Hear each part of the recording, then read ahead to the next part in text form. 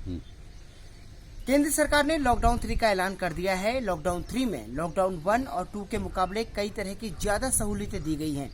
इस छूट को देने से पहले केंद्र सरकार ने पूरे देश के अलग अलग जिलों को 3 जोन्स में बांटा था, जिसमें 130 जिले रेड जोन में थे, 284 जिले ऑरेंज जोन में थे और 319 जिले जो हैं वो ग्रीन जोन में शामिल थे।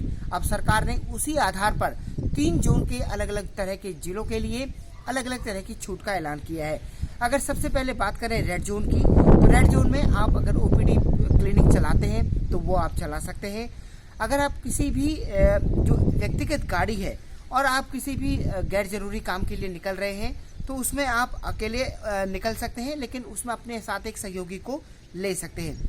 अगर आप प्राइवेट ऑफिस चलाते हैं तो आप प्राइवेट ऑफिस चलाने के लिए अनुमति दी गई है, लेकिन वहां पर आपको अपने पूरी मैन पावर का सिर्फ और सिर्फ 33% लोगों को ही बुलाना होगा। इसी तरह से ई कॉमर्स कंपनियों की अगर बात की जाए तो उन्हें अभी भी पहले की ही तरह केवल और केवल आवश्यक वस्तुओं की सप्लाई के ही निर्देश दिए गए हैं। अगर रेड जोन में ग्रामीण इलाकों की बात की जाए तो यहाँ पर सभी तरह की स्टैंड अलोन दुकानों को, यानी कि जो आबादी के आसपास की अकेली दुकानें होती हैं, वहाँ पर उनको खोलने की परमिशन दी गई है।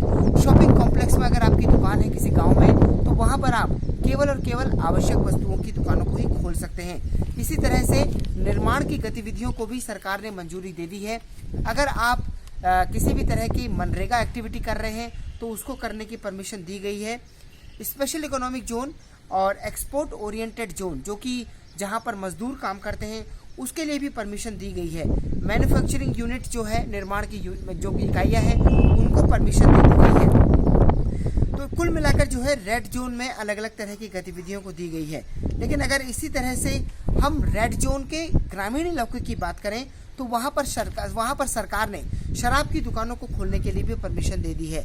इसी तरह से सभी व्यक्तिगत और जो मनरेगा से जुड़े काम हैं वो वहाँ पर किए जा सकेंगे।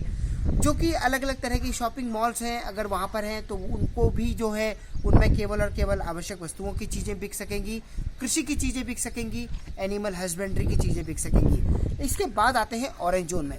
ऑरेंज जोन जो वो जोन है जिसमें कि पिछले 14 से 21 दिनों में कोई भी मामला नया नहीं आया है। इस तरह के जोन को जो है ऑरेंज जोन कहा जाता है। तो ऑरेंज जोन की स्थिति अगर हम देखी जाए तो यहाँ पर जो है रेड जोन के मुकाबले ई कॉमर्स कंपनियों को ज़्यादा छूट दी गई है। वो यहाँ पर आवश्यक चीज़ों के साथ साथ दूसरी गैर आवश्यक चीज़ों की सप्लाई भी कर सकते हैं। शराब की दुकानों को खोलने की परमिशन भी दे दी गई है। जैसे कि रेड जोन में केवल व्यक्तिगत गाड़ियों को 2 लोगों के चलने की परमिशन थी, लेकिन अगर आप ऑरेंज जोन में रहते हैं और आप टैक्सी चलाते हैं तो आप टैक्सी वहाँ पर चला सकते हैं, लेकिन आपकी टैक्सी में ड्राइवर के अतिरिक्त मैक्सिमम केवल 2 लोग ही बैठ सकते हैं। इसी तरह से आप एक डिस्ट्रिक्ट से दूसरे डिस्ट्रिक्ट में मूवमेंट तो कर सकते हैं, लेकिन उसके लिए आपके पास सिर्फ और सिर्फ परमिटेड व्हीकल होना चाहिए। जिला प्रशासन या संबंधित अथॉरिटी के द्वारा आपकी गाड़ी के लिए परमिशन दी गई होनी चाहिए। इसी तरह से अगर आप 2 व्हीलर चला रहे हैं ऑरेंज जोन में तो आप अपने स्कूटर पर, अपनी बाइक पर अपने साथ साथ किसी एक को बिठा सकते हैं, जबकि रेड जोन में सिर्फ एक आदमी को ही 2 व्हीलर लेकर चलने की परमिशन दी गई है। अब इसी तरह से अगर देखा जाए तो यहाँ पर ऑरेंज जोन में बसों को चलाने की परमिशन नहीं दी गई है। अब आते हैं सबसे बड़े ग्रीन जोन में। ग्रीन जोन के अंतर्गत देश में 319 जिले हैं और इन 319 जिलों में किसी भी तरह का कोरोना का मामला नहीं आया है। तो उसमें अगर देखी जाए तो यहाँ पर सभी तरह की एक्टिविटियों को अलाउ किया गया है, ताकि लेकिन जो लिमिटेड नंबर ऑफ जो कुछ चीज़ें ऐसी हैं जिनको मना किया गया है। सबसे पहले आपको बताते हैं कि आखिर किन चीज़ों को रियायत दी गई है। लिकर शॉप यहाँ पर खोली जा सकती है। ग्रीन जोन में सरकार ने बसों को भी ऑपरेट करने की छूट दे दी है। बसों को यहाँ पर चलाया जा सकता है, लेकिन सिर्फ और सिर्फ 50% कैपेसिटी के साथ ही। यानी कि अगर बस की कैपेसिटी 40 सीटों की है तो केवल और केवल 20 सीटों पर ही लोगों को बिठाना होगा। इसी तरह से अगर जो यहाँ पर गाड़ियाँ हैं उन गाड़ियों में भी आप सामान्य तरीके से सफ़र कर सकते हैं।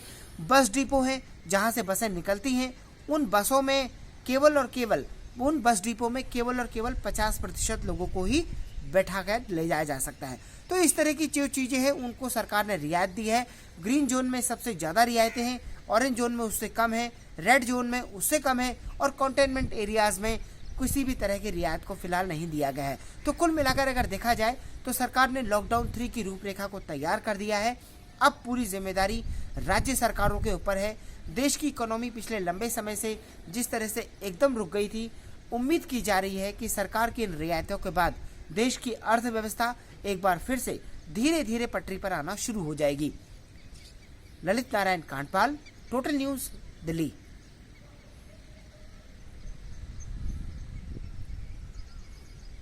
कट कर दो।